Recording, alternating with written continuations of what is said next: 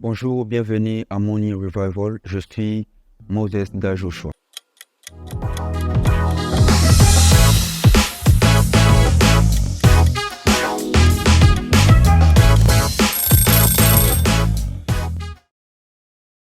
Je vous partage mon témoignage. Il m'est arrivé en 2021, vers la fin, et depuis 2022, j'ai traversé des moments très compliqués de ma vie, des moments très difficiles depuis que je suis né. Ce n'était pas facile, mais il y a quelque chose qui m'a vraiment beaucoup aidé. Je pense que si tu me suis jusqu'à la fin de la vidéo, tu ne seras pas déçu. Ce qui s'est passé, c'est que je me posais beaucoup de questions. Je ne savais comment répondre à ces questions-là. Et dans ma famille aussi, il s'est passé une situation qui était très compliquée à gérer. Et cette situation m'a encore englouti, c'est-à-dire ça m'a conduit dans un terrain tellement très glissant, je pouvais peut-être même renoncer à ma foi.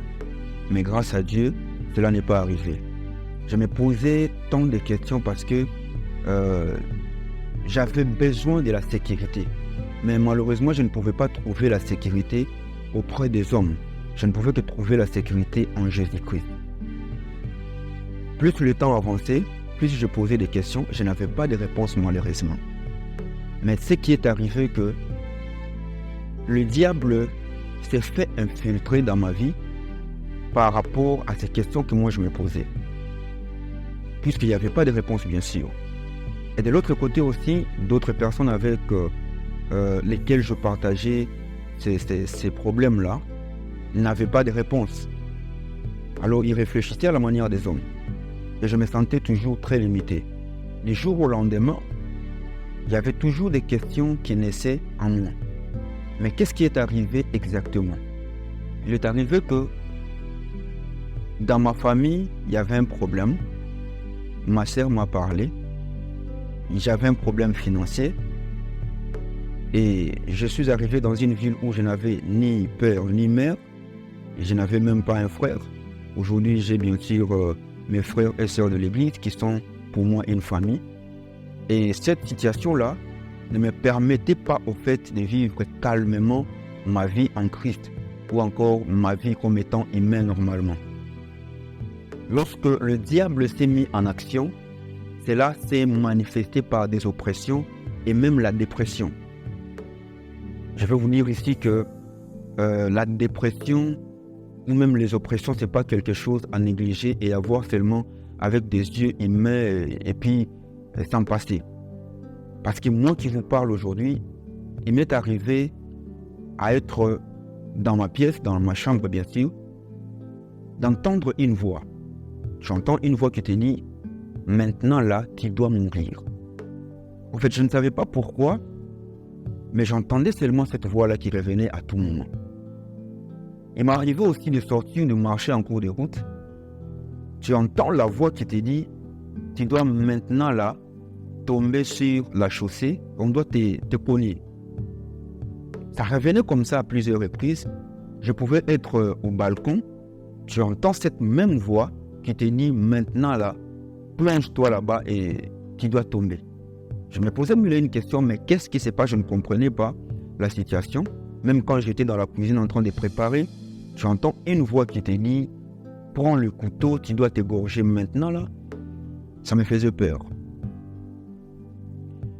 Alors, je ne savais quoi faire exactement. Et cette fois-là, le Saint-Esprit m'a aidé. Je suis allé voir le pasteur. Je partageais avec le pasteur. Le pasteur a prié. Il m'a prodigué des conseils. Je suis revenu à la maison, mais ça ne marchait pas. Je suis allé voir encore le pasteur pour un deuxième rendez-vous. C'est là où maintenant il va me donner, je vais dire, une base solide qui m'a aidé, qui va aider aussi certainement une personne qui est en train de traverser dans les oppressions ou encore la dépression. Moi, je croyais en fait que lorsque je pars rencontrer le pasteur, il allait me donner des prières ou encore des pratiques qu'il faut faire qui seraient peut-être extraordinaires. Et je m'attendais d'ailleurs à ce que le pasteur puisse me faire participer à une séance de délivrance. Parce que par moments, je me disais, c'est comme si je suis possédé. Il y avait une sorte de confusion au niveau de ma foi. Quand bien même je suis de ceux-là qui croient fermement à la foi chrétienne dans une certaine dimension. Il y a de ces choses-là, personnellement, je ne permets pas et je ne crois pas à cela. Mais il est arrivé en ce moment-là que je commence à croire à certaines choses. Chose qui était pour moi étonnante lorsque j'ai rencontré le pasteur pour la seconde fois. Il m'a donné la parole de Dieu. Il m'a donné certains versets bibliques. Et le nombre de versets qu'il m'avait donné, la majorité c'était des versets que personnellement je négligeais au fait. Mais lorsque j'ai eu à lire ces versets, pas comme en grignotant, mais je l'ai vraiment utilisé profondément, c'est-à-dire en déclarant cette parole dans ma vie. C'est en ce moment-là je vis totalement cette voix s'arrêter.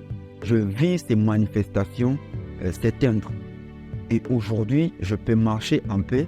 Aujourd'hui, je peux réfléchir calmement.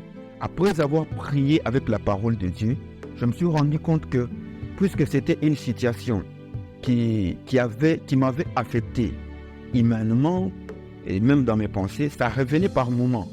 Mais seulement, lorsque cela revenait, ça n'avait plus de fait parce que j'avais maintenant la connaissance de la parole de Dieu et c'est moi qui avais maintenant le dessus sur cette voix-là qui me parlait à tout moment. C'est ce pour dire à une personne ce que tu es en train de me suivre. Dieu peut faire la même chose dans ta vie. Dieu peut aussi opérer ce qu'il a opéré dans ma vie. Tu passes dans des moments des oppressions. Tu es en train de traverser une sorte de dépression parce que moi qui vous parle, j'étais devenu très agressif. Ça m'a coûté même certaines relations. Mais par la grâce de Dieu, aujourd'hui je suis transformé, renouvelé, délivré. Parce que c'est une situation je ne maîtrisais pas. Et quand je posais la question à Dieu, pourquoi moi qui suis autant chrétien, je prie, je suis ton fils, et pourquoi cela doit m'arriver? Pourquoi tu as permis cela? Le Seigneur m'a dit simplement une chose. Je permets cela parce que tu dois me faire confiance. Tu dois faire confiance à la foi chrétienne. Tu dois faire confiance à la parole de Dieu. Et aussi parce que au temps à venir, tu seras en train de partager ces choses pour que quelqu'un puisse aussi bénéficier de la même grâce. C'est pour dire à une personne, la dépression ne doit pas te limiter.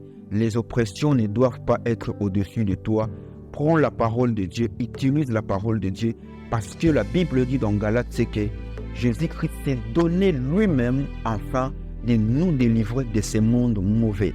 Si nous prenons cette parole, nous la déclarons dans notre vie chaque matin, chaque jour, pour toi qui passes par des moments des oppressions, alors croyez-moi, vous allez vivre cette même grâce que Dieu a déposée dans ma vie, parce que depuis toujours, je suis maintenant libre, je peux penser, je peux réfléchir à tout moment et je suis à l'aise. Que Dieu vous bénisse. Et oui, par ce témoignage, nous avons encore une preuve que Jésus-Christ agit encore aujourd'hui. Alors toi qui attends une réponse de Dieu, la délivrance ou quoi que ce soit que tu as demandé au Seigneur, fortifie-toi, car ton tour aussi arrive. Et si tu veux partager avec nous ce que Dieu a déjà fait dans ta vie, tu peux nous joindre par tous ces canaux de communication. Que Dieu te bénisse. Tu sais ce qu'on dit chez nous? Le monde doit savoir que notre Dieu agit encore. À très vite dans Morning Revival.